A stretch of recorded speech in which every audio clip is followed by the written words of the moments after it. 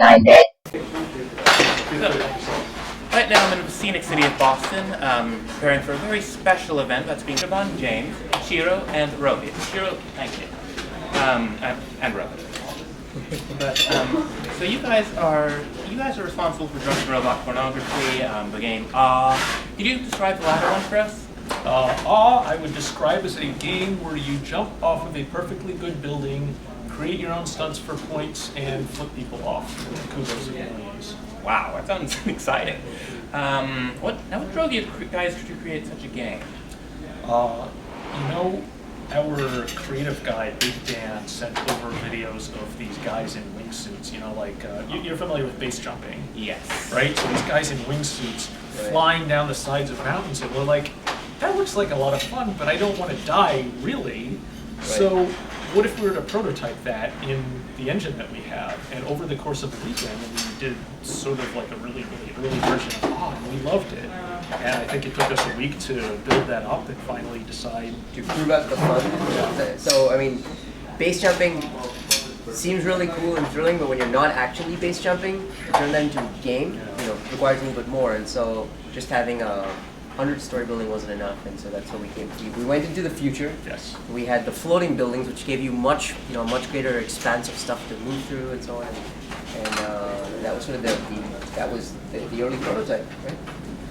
That looks like a very interesting creative process. Now, is this how you guys usually make your games? You just see something neat and you're like, hey, what if that was playable?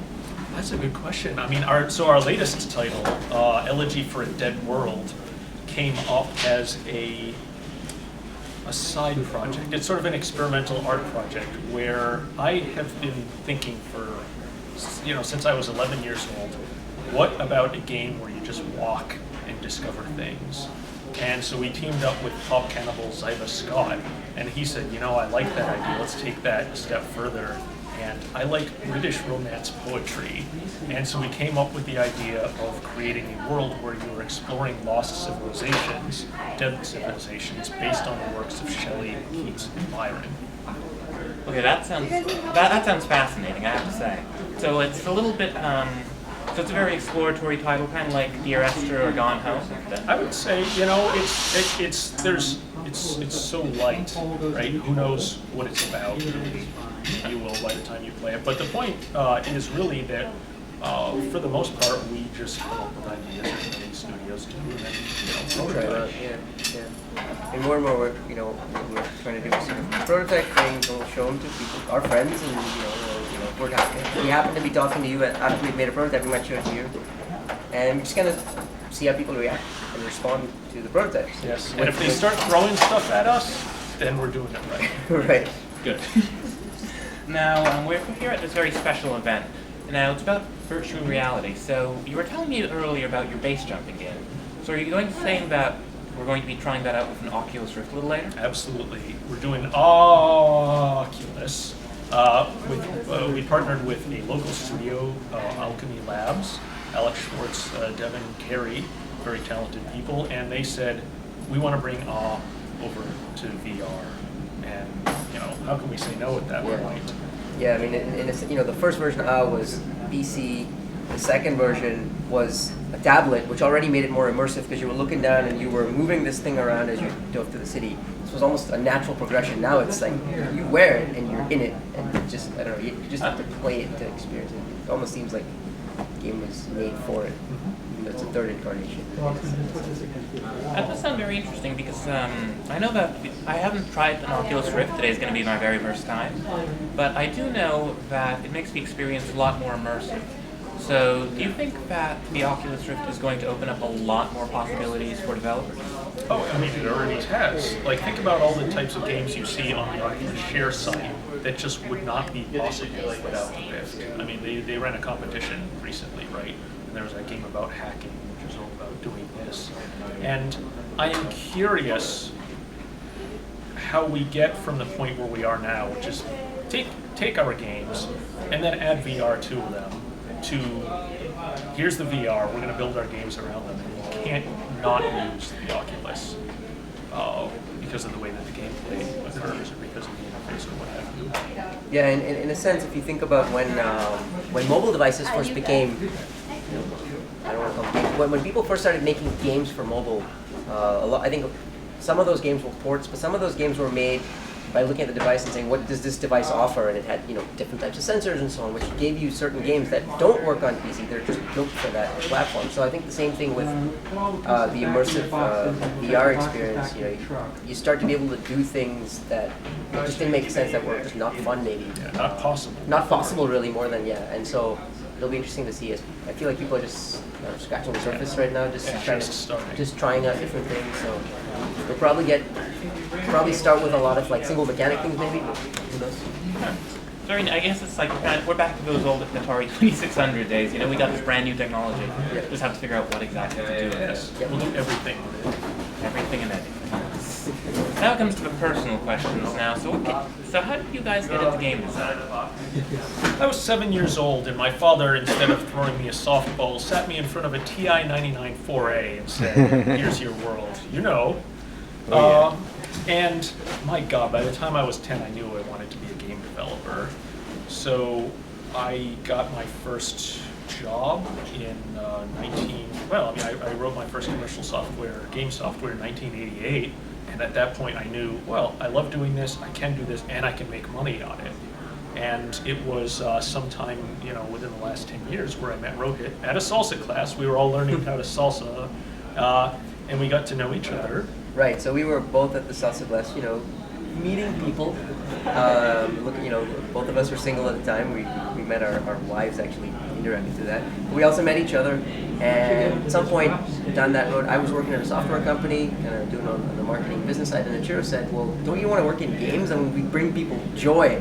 That's so much more interesting than software, math software, which is what I was doing." And I said, "Well, I don't know." And a couple years later, he had convinced me to make the jump over to the indie game scene, which I think is it's fun. We have a lot of freedom and flexibility to kind of do what we want, and we bring people joy, which how do you not come to work and smile about that every day? So. Now, how did you guys pick the name Dejobaan? When I was first founding the company, so Dejobaan founded in 1999, right? It was sort of a hobby business for me back then, part-time thing. And that was during the dot-com era. And at that time, people were getting millions of dollars in funding and going off onto retreats to name a company, right? And I said to myself, I bet I could name a company anything I wanted to and be successful. I'm still in business. Well, since 1999, yeah. So it's been a surprisingly long time. My kid's sister was born in 1999, and she's like 14 now. Whoa! So yeah. Well, way to make me feel old. I mean, I am. That old. Not that old. It doesn't show. Thank you. Bless you. Sure. But yeah. So that's how you guys got it. Wait, how did you get into game design though? Was it? So in my case, it was more my personal relationship with Ichiro, getting to know Ichiro, and that's really how I got exposed to game development. We go to conferences together and say, hey, can you help me market this game that I'm working on? So it started out as a part-time thing, and then at some point, as I said, he just convinced me that why don't you leave what you're doing and do this full-time? We'll run this company together. And so I joined Dejobaan full-time a few months ago, maybe 7 months ago. Yeah. So we're that was after working part-time for literally a couple of years. Yeah, 2 or 3 years. So that's how I got into game design, sort of from the side, not the path that I think a lot of other folks come in. So. Now I always ask these 3 questions. What's your favorite part of game design? Of the specifically designing games? Well, just making games in general. What's your favorite part? God, my favorite part is scratching the itch that if I didn't work in the game industry, what I would be doing in my spare time, what I would be thinking about and dreaming about is games, right? So if I weren't doing this for a job, I would be compelled to create games the way some people are compelled to create art or, to cook or what have you. It's fascinating. It's a sort of a combination of business plus creativity plus science all rolled up into one. I think for me, it's I'll give you probably an example that sums it up. We were at a conference. I want to say this was PAX Prime, and we had just come out with a game called Monster Loves You, which is this game that it's an interactive novel. And so we had, and when we designed the game, we didn't have children in mind. We said, it's a game that we make for ourselves that we enjoy and we think will be great and people will enjoy. But we had some folks come over, and it was on tablet, and we had people come over with their little kids, 5 and 6 year olds, off the age where they would have been read, they would have typically read an actual book to them, and people sat down with their kids on their laps, reading the stories, and the kids were making the choices in this interactive novel, and so they were sitting there, and you could just see the joy on their faces, on the children's faces, on the parents' faces, and this just sort of happened spontaneously. I mean, we were doing demos, and someone looked at our game and said, "This would be awesome for my kid," and sat down there for the next 45 minutes and played through the game. And that's one of the best things. Like, we make the thing that puts smiles on people's faces, and when you see that, you kind of just know that what you've done is good, it's great. Now, I do remember that picture of the guy with his kid on his lap playing the game was under our banner for drunken robot pornography, so the juxtaposition. Actually, I think it was under Drop That Beat Like an Ugly Baby. No. So I actually have this picture that I feel bad about. I've never shown it to anyone. So the angle was such that they were playing here, but I took the photo at an angle, so you see Drop That Beat Like an Ugly Baby, and then there's this baby sitting on the guy's lap while they're playing Monster Loves You. So obviously we haven't used it for promotional, it's for our own amusement. No babies were harmed. To make okay. Yeah. Now I have to ask this other question. What's your least favorite part of making games? Oh my gosh. You think what I'm thinking about? No. Oh, what are you thinking? Oh man, I think writing press releases, because I think it's one of those things where the press don't love getting press releases. They want exciting news, right? You want to hear what's hot, what's happening, but you get some number of press releases, and we have to write some number of those, or at least we think we do, to get the word out about things. And so it's one of those things that we write them and we're like, oh, all right, let's fine tune the words. And it's not as fun as making games. It's not as fun as showing games to people. It's not as fun as seeing people play your games. But yeah, it's the grunge word. Well, yeah, they say that the art of games, or really any narrative medium, is in the showing, not the telling. And that's what press releases. That's a really good way to put it. Yeah. To scope up from that a little bit, I am just very focused on my work, so it requires a little bit of discipline for me to disengage from it at night and on the weekends and so forth. So if I am not careful, I can spend the entire morning, the entire afternoon, the entire early evening working on games, and I'll be thinking about it, right? And then, when my wife washes up for bed, and I should be washing up for bed, I'm actually answering emails, or I'm working on a design problem, and then my brain keeps working on it so that I actually don't get to sleep at night. That is actually wonderful and maddening at the same time. I can imagine that. It's like when you wake up in the middle of the night and you have your "there's the solution," and oh, wait a minute, I'm in bed already. Well, it's with the notepad at the coffee Yes. side table is. Yes, I do that now, because I mean seriously. Yeah. But now, final question. What's your favorite game of all time? Oh my God, I was afraid you were going to ask that. Do I have to give one? Can I give three? Yes. Rohit, why don't you go first? Oh, so I'm probably stereotype. Well, so for me, favorite game of all time, first one is probably Mario Brothers, Super Mario Brothers. I enjoyed that. I think the Nintendo was Super Nintendo. The Nintendo was my first console. I had an Atari before that. I enjoyed Double Dragon a lot, and then Doom 2. Doom 2 was probably the game that I played the most. That was I think the only PC game I owned through my teenage years until I got to college. I played a lot of that. Like I think there was just one phase where my entire class, like all of us, were playing Doom 2. We just got PCs and stuff. I like Doom as well. But so my number three. Number three, let's go with the original Deus Ex, a game in which all conspiracy theories were true, right? I mean, it was the first game that I felt nailed narrative and atmosphere. Gorgeous. Number two would be Mule by Danny Button-Berry, which was a game that came out for the Atari 800. It sort of defined in many ways the kind of games that the character of games that I make these days. And then, man, there's so many good ones, but for number one, let me go with Katamari Damacy, which is probably one of the most joyous games ever written. It just makes my heart soar. I wouldn't against that one about Katamari. That's on my number one for my playlist, but it's whenever you just want to be happy, play the game, listen to the soundtrack.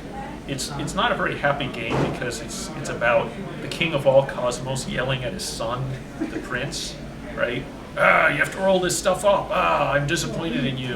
It's a very, my mother's Japanese, so I look at that and I'm like, oh, I see where they're getting that aesthetic from. But it is just a game about pure joy. So I'll give it a go this weekend. It's on my to-do list now. So well, gentlemen, it's been very wonderful talking to you. I'm looking forward to the event. And Thanks a lot. I have to play our game now. Well, Thank you. email us, we'll send over copies of the game. Yeah? I'll put my stat right on. That's All right.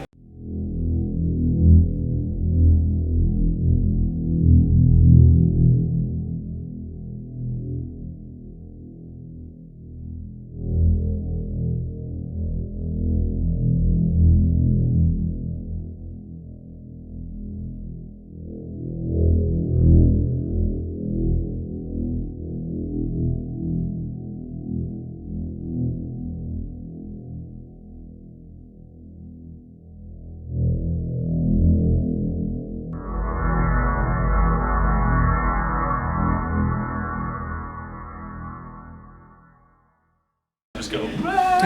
Anything you want to do.